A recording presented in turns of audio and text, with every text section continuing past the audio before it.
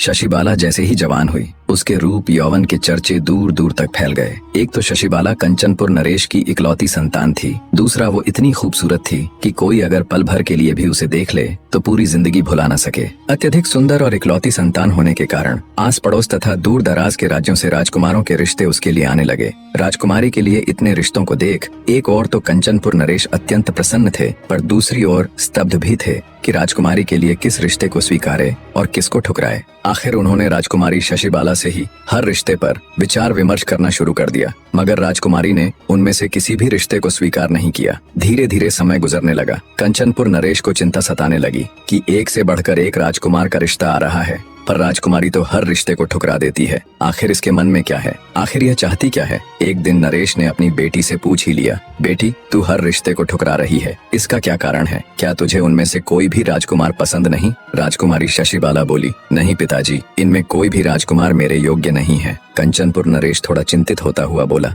मगर बेटी तुम्हारी नजर में योग्यता का मानदंड क्या है? राजकुमारी शशिबाला बोली, पिताजी मैंने ऐसा तो कोई मानदंड नहीं बनाया, पर जिसके साथ मेरा विवाह हो उसमें कुछ तो विशेषता हो, कोई तो खूबी हो। बेटी की बात सुन। नरेश बोला, बेटी क्यों ना तुम विवाह के लिए आने वाले राजकुमारों की परीक्षा लेकर देखो, बिना परीक्षा के निर्णय लेना उचित नहीं। पिता की बात राजकुमारी शशिबाला को बिल्कुल उचित लगी। उसने हामी भरते हुए कहा, आप ठीक कह रहे हैं पिताजी, मैं आगे से ऐसा ही करूंगी। कुछ दिन बाद ही एक राजकुमार राजकुमारी के साथ विवाह का प्रस्ताव लेकर हाजिर हुआ। नौकरों ने उसे अच्छे से बिठाकर जलपान कराया और राजकुमारी शशिबाला को खबर कर दी। खबर मिलते ही राजकुमारी जब उसकी परीक्षा लेने के लिए आई तो राजकुमारी को जैसे ही राजकुमार ने देखा वो स्तब्ध होकर उसकी सुंदरता को देखता रह गया। आते ही राजकुमारी ने भी एक नजर राजकुमार को देखा और बोली, तुम में ऐसा क्या विशेष गुण है जो मुझसे विवाह करना चाहते हो? राजकुमार बड़े आत्मविश्वास के साथ बोला, मैं त्रिकालदर्शी हूँ, मैंने सालों वन में कठिन तप करके एक सिद्ध योगी से इस विद्या को ग्रहण किया है। मैं किसी का भी भूत भविष्य और वर्तमान बिल्कुल ठीक ठीक बता सकता हूँ। राजकुमार की बात सुन राजकुमारी बोली,